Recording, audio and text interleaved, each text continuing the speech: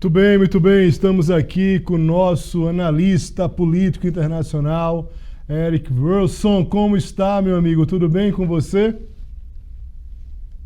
Bom, parabéns pela vinheta, gostei. Muito bem. Vamos lá.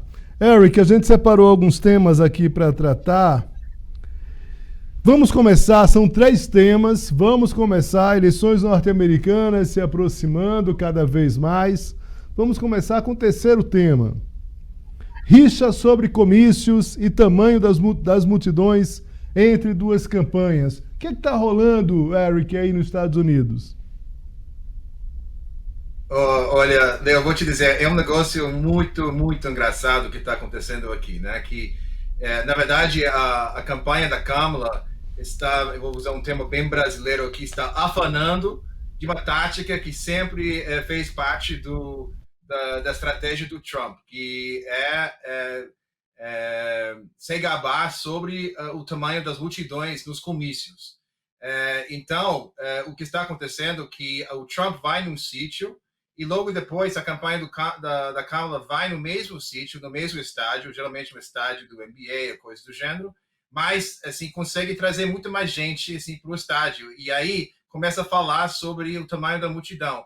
Aí o Trump, ou seja, como uma pessoa que sempre, ninguém sabe porquê, mas sempre teve essa fixação sobre o tamanho da multidão, até na própria toma de posse dele, lá em 2021, aí começa já, o campanha da Câmara começa já a destacar quantas pessoas tem. E como o Trump teve menos pessoas na semana anterior, ou sei lá, quando ele esteve no mesmo sítio pouco tempo atrás. Então, é muito engraçado. Inclusive, o Trump agora está dizendo que não, a Câmara está usando IA, inteligência artificial, para fazer com que pareça para a mídia que tenha mais gente no estádio do que de fato tem, apesar de que a mídia, muita mídia da direita, da esquerda, está todo mundo lá filmando, gravando tudo, dizendo, não, de fato, o estádio de 15 mil pessoas encheu. Né? E o estádio, quando o Trump esteve lá, teve menos gente. Ou seja, é um barômetro, de certa forma, de entusiasmo em volta da campanha da Câmara, mas, ao mesmo tempo, estão fazendo isso justamente para cutucar o Trump. Está ficando muito, muito engraçado. E lógico, o Trump, toda vez que ele tiver oportunidade, ele começa a falar sobre esse assunto, e os fiéis do Trump, né? O povo bitolado de MAGA, ou seja, eles acreditam em tudo que ele fala e eles acham que, de fato, a campanha da Câmara está manipulando as imagens, que de fato não é possível que tem tanta gente nessas multidões, mas, ou seja, Leo, você sabe, né? Parece para essas pessoas, tanto da direita, da esquerda, ou seja, é muito difícil dizer que focinho de porco não é tomada, né? Pois é, Eric, e é curioso isso, né? Porque, vou falar uma coisa, no Brasil tem uma questão que é clara. Bolsonaro, que nesse caso é o aliado do Trump, de fato, nas ruas, ele consegue ele consegue energizar, né? Você não consegue tirar as ruas, das ruas você consegue fazer muita coisa. Você consegue fazer propaganda, você consegue fazer marketing, você consegue energizar uma campanha, você consegue energizar um candidato efetivamente, mas você não consegue necessariamente dizer que aquele pessoal ali, seja uma multidão, seja quem for naquele momento, é suficiente para uma eleição nacionalizada. Mas, de fato, Bolsonaro tem esse perfil de, nos eventos dele reunir mais gente, muita gente. Uma dificuldade que o presidente Lula tem de uma forma muito clara. O 1º de maio aconteceu isso, né? E é curioso que nos Estados Unidos seja justamente o contrário. Quem está, na verdade, acusando uma campanha de outra é justamente o Trump falando de uma candidata, né, no caso da Câmara, que tem uma proximidade assim por conta do Biden. Na verdade, Vou te perguntar até sobre isso, Eric.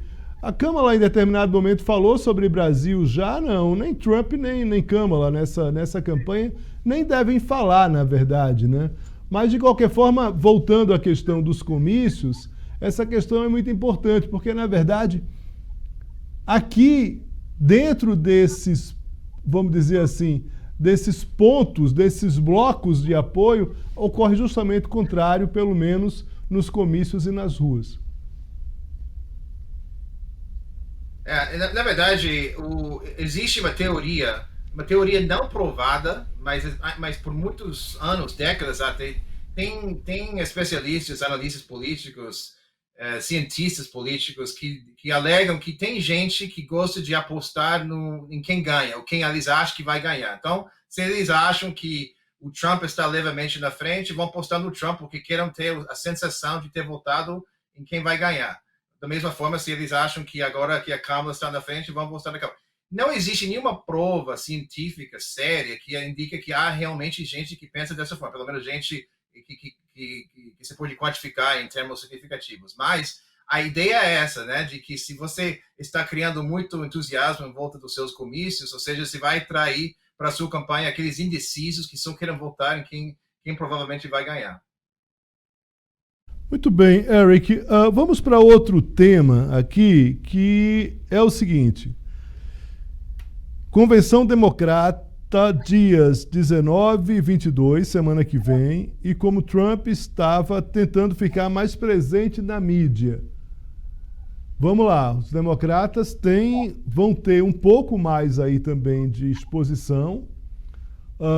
É curioso, né? Porque o Trump se esperava que com a tentativa de assassinato, e trata-se de uma tentativa de assassinato de fato, não há outra palavra para falar sobre isso, se esperava uma exposição maior do candidato republicano. Acabou que quem está tendo mais exposição, pelo menos a partir da nossa ótica aqui, é de fato a Câmara. Queria que você falasse um pouco sobre isso e o que é que isso tem a ver com essas convenções democratas.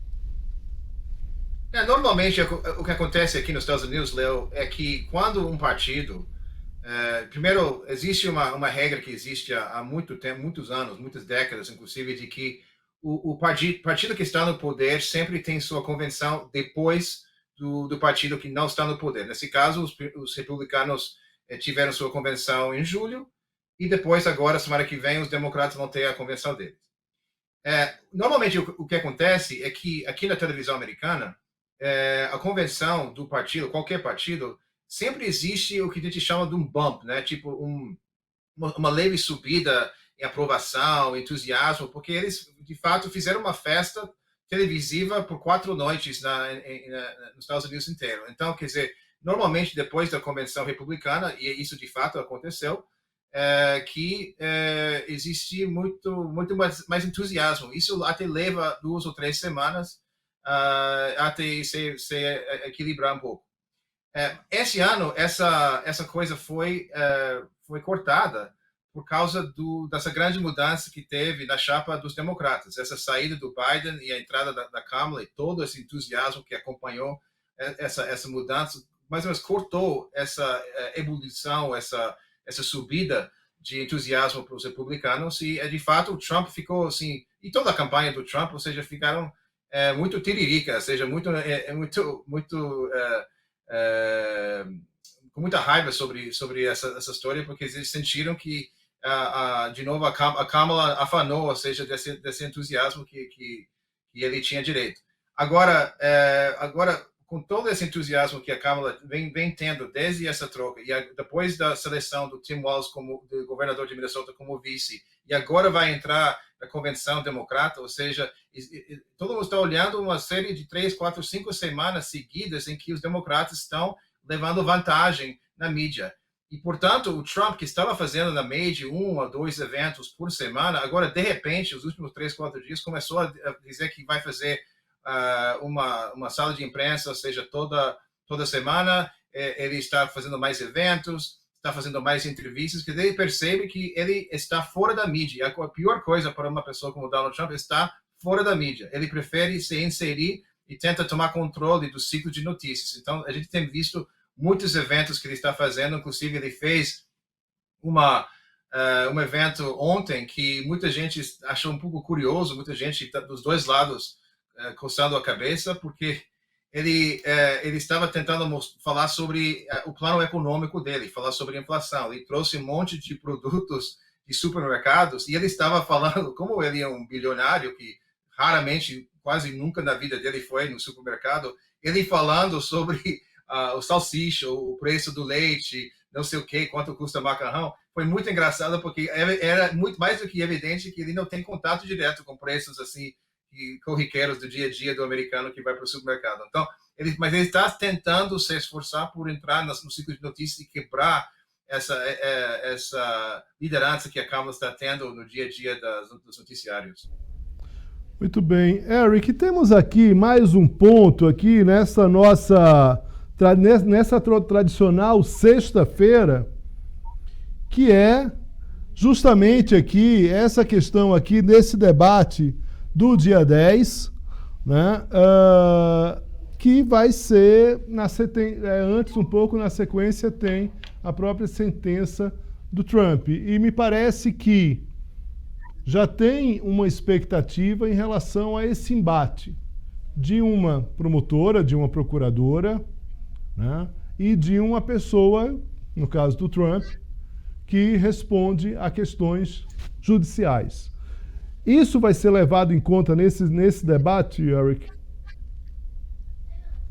Com certeza. Esse debate vai ser muito interessante, porque na primeira vez da história, ou seja, uma coisa, a gente sempre fala uma coisa inédita, uma coisa que nunca teve antes, mas de fato isso é uma coisa que ninguém mesmo, olha, se eu estivesse tentando vender um filme de política para um Netflix da vida, ou seja, acho que todo mundo assim teria dito que eu estou vendendo uma fantasia impossível, que isso nunca poderia acontecer na vida real, então, portanto, não vão aprovar meu filme, porque a ideia de que vai ter uma ex-promotora, vice-presidente, como candidato para presidente, debatendo outro ex-presidente que já foi condenado a crimes graves, 34 crimes graves, e vão ter um debate para ver quem vai ser o próximo presidente dos Estados Unidos. Isso é uma coisa, ou seja, não tem palavras para expressar como isso é esquisito, mas isso vai acontecer. A Kamala, como todo mundo sabe, ela subiu na vida política, principalmente como promotora, como advogada, mas promotora, era a promotora geral do estado de Califórnia, antes de virar senadora. E o Trump não é uma questão de que ele vai ser condenado ou não, ele já foi condenado. O que ele está esperando é a sentença. Lógico, isso não significa, mesmo se ele receber uma sentença que implica tempo na cadeia, não vai direto para a cadeia, porque com certeza, como não se trata de um crime grave no sentido de um crime violento, coisa assim, ele vai ter tempo de tentar apelar essa decisão, ou seja, na segunda instância, esses trâmites que a gente tem aqui nos Estados Unidos. Lógico, ele não vai para a cadeia, mas, ou seja, ele provavelmente vai ser um candidato depois do dia 18 que não foi somente condenado, mas sentenciado. Então, com certeza, isso vai ser o tom que paira em cima de todo esse debate que vai ocorrer no dia 10. Muito bem. Eric, agradeço muito aqui a presença. As eleições, elas cada vez mais próximas, esses movimentos eleitorais.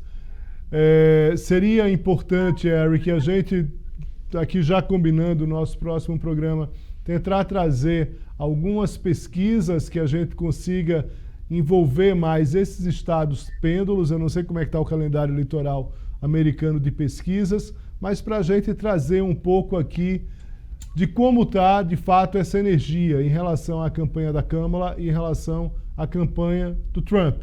Porque a gente vê de um lado e do outro aí muita expectativa de vitória. Eu tive, por exemplo, com o Eduardo Bolsonaro aqui, entrevistando o Eduardo Bolsonaro, uma entrevista que foi ao ar ontem aqui no Perspectivas, e claramente, a direita brasileira tem uma perspectiva e continua energizada em relação a uma vitória de Bolsonaro. Mas isso é assunto para semana que vem. Muito obrigado, Eric, mais uma vez. Forte abraço, bom final de semana para você.